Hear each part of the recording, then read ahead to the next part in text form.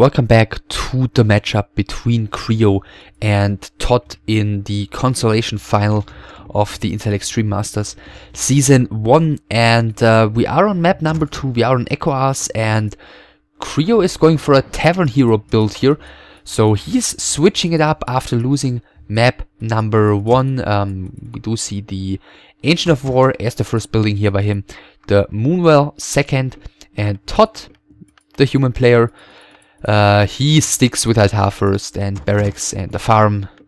I do believe that is that we still in the entire tournament have not seen anything else but an IEM first by human players, and I claim it's going to stay that way. Again, this guy is probably going to build a scout farm somewhere here.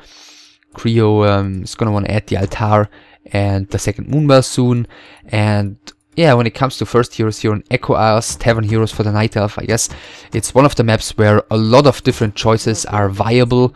Given that the Ancient of War is in front of the Merc camp, it means that he can basically use that one to creep, obviously, and therefore he doesn't really rely on the hero to creep in the beginning, so he could go for the most common choice in terms of Tavern Hero for the Dark Ranger, maybe for the Beastmaster, or some crazy stuff like even Panda first or something. But yeah, the two most common choices here are the Dark Ranger and Beastmaster. So yeah, IEM first by ToD. I think I haven't mentioned it yet, even though it's kind of a redundant message. And first archers are being produced. One is waiting in front of the tavern for the Altar to finish. And yeah, what's ToD here going to do? I'm guessing creep the green camp first, as the footmen and the IEM are heading there. So let's take a look at the hero right now. Altar has finished, and Creo, okay, he's actually picking up the Panda. I think we've seen this before recently by a Night Elf on Echo Ars against Human, but I'm not sure who it was. We've seen some Panda first on Terina stand in Group D in the group stage, but that didn't go all too well. And yeah, ToD finishes the creep camp here with a few militia. Has he seen the first hero already of his opponent? Well, he's had some vision down here, so yeah, maybe with the scout he saw it. I'm not sure where the scout did go down. I'm assuming he saw the Panda. Well, I don't know. I'm assuming he saw the Panda, and therefore he's heading across the map immediately, because the key here is to keep the Panda from creeping up to level 3 too quickly. Oh yeah, right. Creo played the same thing against ToD on in their final game in the winner bracket semi-final, and ToD ended up way overcommitting to cancel the counter expansion, and Creo ended up with like a level 7 or 8 Panda. So yeah, we've seen that pretty recently in the last game between these two and Echo Ars. So let's see if ToD this time can handle it a little bit better. He is getting defense upgrade, he's getting the Lumbermill, and he's just gonna go for a tower rush this time. So yeah, going into a longer game with a fast expansion like he did in the winner bracket semi-finals is apparently not the approach he wants to take this time. And yeah, we'll see how well Creo is going to be able to deal with that. He's got 5 archers out at the moment, 6th archer coming, hiding here already. So the archers are going to have huge damage output against the upcoming towers, but against the defense footmen, all the damage output is going to be the Breath of Fire. So he's really going to have to make that one work. Militia are coming in right now. Does ToD have dust? No, he doesn't.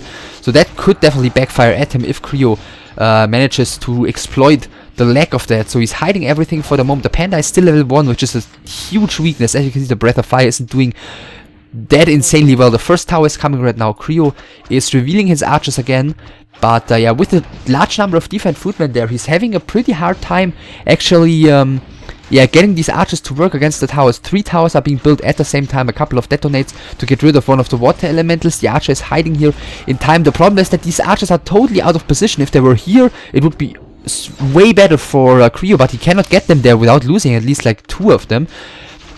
Because if they were there, they could just hide and use the moonwells and just snipe out the towers, but that's not going to happen for the moment. More archers streaming in, more units of ToD streaming across the map though as well. The first footmen have finally fallen.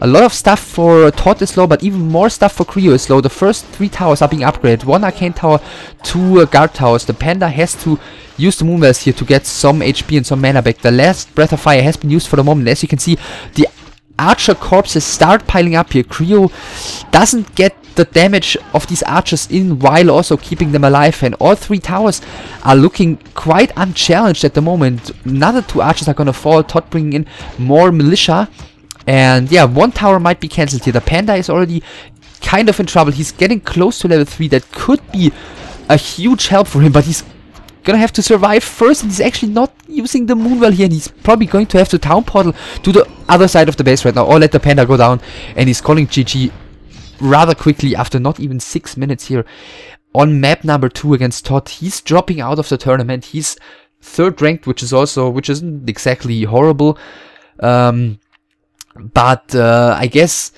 as I said previously, if you're in the top 3, 3rd rank isn't going to be your aim anymore. But yeah, ToD, it just came to my mind while the game was going on. Yeah, ToD, after losing to the same style in the winner bracket semifinals, he adapted here and he made use of the fact that the panda isn't particularly threatening before reaching level 3, which is the reason why basically Night Elf is the only race that on certain maps is able to creep the panda, or to use the panda as their first hero efficiently, since they can rely on Ancient of Wars to take bigger camps to get level 3 more quickly.